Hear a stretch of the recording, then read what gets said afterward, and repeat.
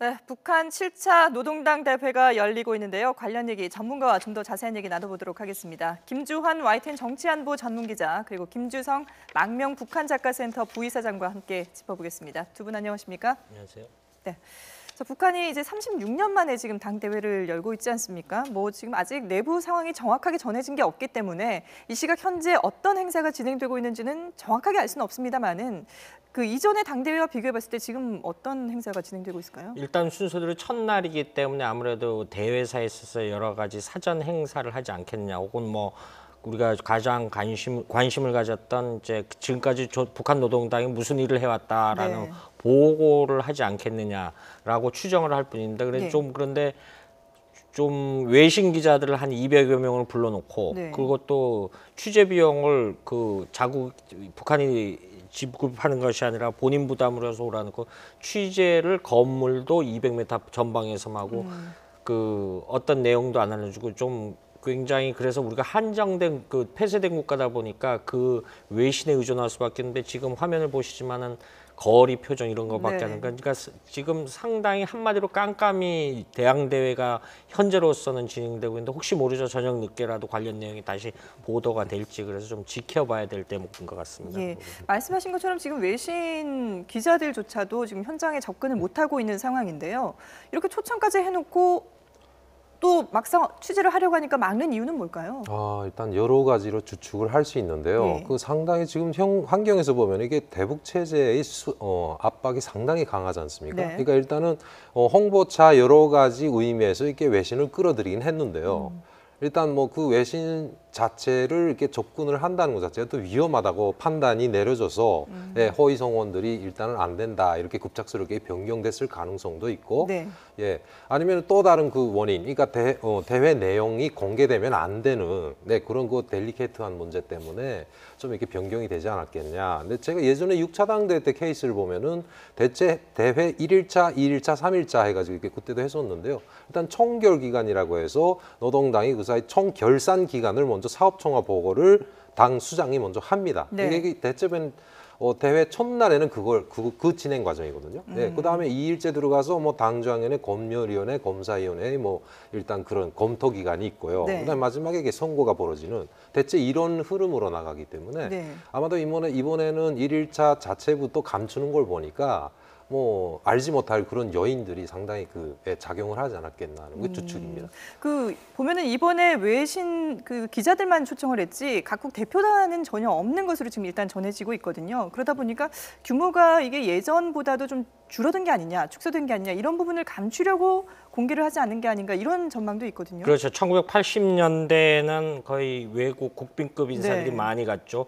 당시 중국 같은 경우는 정치국 부주석이었던 이선념 같은 고위급 인사도 참가를 했고요. 네. 그런데 그 이후에 최근에 이제 뭐 전통적으로 북한하고 가까웠던 뭐 아프리카의 나이지리아라든가 쿠바라든가 라오스라든가 버마, 이런 나라들이 어떤 당 행사임에도 불구하고 참가를 안 한 거로 이렇게 좀, 그러니까 우리 통일부 발표를 보면 눈에 띄는 인사가 없다. 그러니까 외국 인사들이 좀 가긴 간 것 같은데, 좀 네.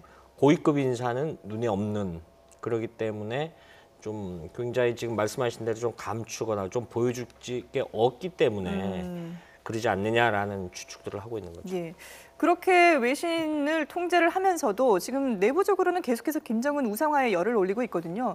근데 이 당대회 개회라든지 이런 부분은 좀 선언을 할 만도 한데 아직까지도 전혀 전해지는 바가 없습니다. 공식적으로는요. 네, 그렇죠. 그러니까 이게 당대의 목적이 이게 크게 프레임을 뭐 두 가지로 볼 수 있거든요. 네. 일단은 당대를 가지는 데서 국제적인 효과, 국내적인 효과가 있거든요. 일단 이게 국내적인 효과는 계속 분위기를 띄우고 있고요. 네. 사전에 보면은 70일 전투를 거행한다거나 뭐 여러 가지 선전선동을 통해서 좀 계속 부각은 시키고 있는데, 네. 실제 이거 당대회에서 이거 중심이 이번에 뭐냐 하는 건 아직까지 밝혀져 있지 않거든요. 그러나 네. 국내적인 분위기는 계속 띄우고 있습니다. 네.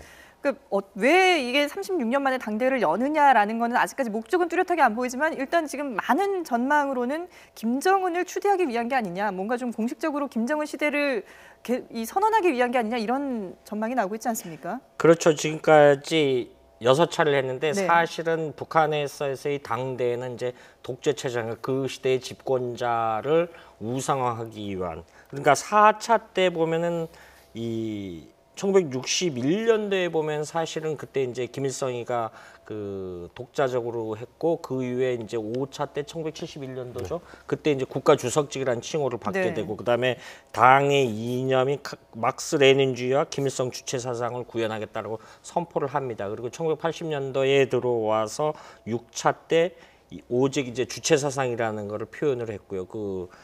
계속 그 때문에 이념으로 이제 추구를 하는 거죠. 그런데 이제 결국은 이제 우리가 추정컨대 김정은 시대 들어와서는 2012년 4월에 지금 당대보다 한 단계 낮은 당 대표자회라는 거를 하게 됩니다. 네. 해서 실질적으로 그때 이제 지금의 김정은 정권의 좀 쉽게 설명을 드리면 국정과제라고 하는 핵과 경제의 병진 노선을 채택을 해서 하게 됐는데 그 부분에 대해서 이번에 좀 구차된 게 나오지 않겠느냐라는 추론들을 많이 했는데 네. 첫날임에도 불구하고 북한이 이제 이른바 에드벌로는 많이 띄우고 있는데 핵심적인 얘기는 아직 표현을 안 하고 있으니까 일단 끝나고 나서 깔 때까지 좀 지켜봐야 될 것 같습니다. 예, 이 북한에서 뭔가 내용이 공식적으로 이제 나올 때까지는 조금 더 지켜봐야 된다라는 말씀이신데, 근데 지금 핵과 경제를 병진하는 그 노선을 계속해서 유지할 것이다라고 말씀하셨는데, 사실 당대회를 앞두고 북한이 5차 핵실험을 할 것이다라는 전망이 상당히 높지 않았습니까? 네. 근데 아직까지 오늘까지도 잠잠한 걸 보면 뭔가 좀 이제 시기를 놓쳤다는 분석도 있고요. 중국의 만류가 강했다 이런 얘기도 있고